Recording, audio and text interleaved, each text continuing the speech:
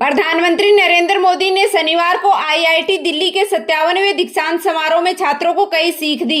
उन्होंने कहा, हर पीढ़ी की अपनी चुनौतियां और जिम्मेदारियां होती हैं। इस पीढ़ी के लिए आने वाला समय बेहद ही चुनौतीपूर्ण है। अगले 35 साल में आपका काम विकसित भारत का आधार होगा, इसलिए हमेशा सीखते रहिए। सिर्फ सवाल न पूछें, उनके समाधान भी खोजें। राहुल गांधी ने प्रयागराज में छात्रों की गूंज कार्यक्रम को 20 मिनट तक संबोधित किया। उन्होंने कहा कि परिवारों से लाखों करोड़ों रुपए लिए जाते हैं और बदले में बीए एमए की डिग्री मिलती है, लेकिन यह सर्टिफिकेट रोजगार की गारंटी नहीं देता। 1000 युवाओं में से केवल 12 को ही स्थायी नौकरी मिलती है। सिस्टम युवाओं को चक्रव्यूह में फंसा रहा है। बाबा अमरनाथ यात्रा तय समय से 20 दिन पहले ही रोक दी गई। लगातार बारिश और लैंडस्लाइड के कारण रास्ते खराब हो जाने के कारण यह फैसला लिया गया। अब तक केवल 4.8 लाख लोगों ने ही दर्शन किए। जेपीएससी परीक्षा दोबारा कराने के लिए सुप्रीम कोर्ट में पीआईएल। झारखंड में जेपीएससी जेएसएससी परीक्षा में धांधली को लेकर छात्रों का आंदोलन जारी है। छात्रों और सरकार के बीच शनिवार को दूसरे राउंड की बातचीत हुई, लेकिन यह भी बेनतीजा रही। छात्रों ने जेपीएससी परीक्षा दोबारा कराने के लिए सुप्रीम कोर्ट में पीआईएल लगाई। उन्होंने धांधली की जांच रिटायर्ड जजों से कराने की मांग की। छात्रों ने सोमवार को झारखंड विधानसभा को घेरने का ऐलान किया है। कांग्रेस सांसद शशि थरूर ने कहा, आरएसएस की मूल विचारधारा आज भी नहीं बदली। उन्होंने कहा कि आरएसएस का मुख्य मकसद भारत को हिंदू राष्ट्र और हिंदुत्व के रूप में आगे बढ़ाना है। शशि थरूर ने आरएसएस प्रमुख मोहन भागवत के इसी कार्यक्रम में दिए गए बयानों को अच्छा संकेत माना है। भारत पर 100% टैरिफ वाला बिल अमेरिकी सीनेट में पास।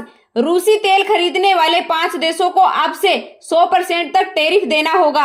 अमेरिकी सीनेट ने भारत समेत 5 देशों पर 100% तक का टैरिफ लगाने वाला बिल पास कर दिया है। 86 सांसदों ने बिल के पक्ष में वोट किया और 11 सांसदों ने विरोध में।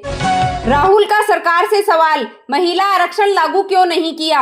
राहुल गांधी ने केंद्रीय मंत्री किरेन रिजिजू से सवाल किया कि महिला आरक्षण कानून को लागू करने में देरी क्यों हो रही है और इसे परिसीमन से क्यों जोड़ा जा रहा है। उन्होंने सरकार से 2023 में पारित कानून को बिना किसी शर्त के लागू करने की मांग की, जबकि सरकार परिसीमन के जरिए लोकसभा की सीटें बढ़ाकर इसे लागू करने की बात कह रही है।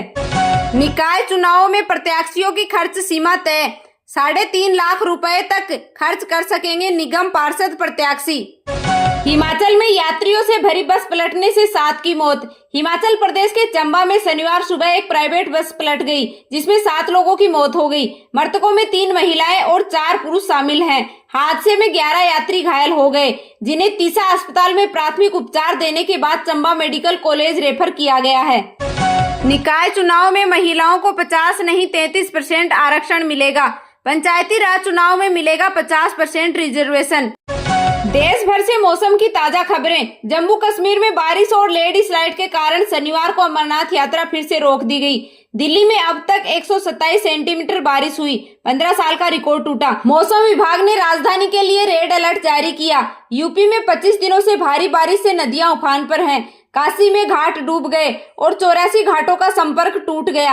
असम में बाढ़ की स्थिति अभी भी गंभीर बनी हुई है। एक और मौत के बाद मरने वालों की संख्या 98 हो गई है। जापान में 200 किलोमीटर प्रति घंटे की रफ्तार से बढ़ रहा डॉल्फिन तूफान। इसकी वजह से 2.6 लाख लोगों को घर छोड़कर के सुरक्षित स्थानों पर जाने के आदेश दिए।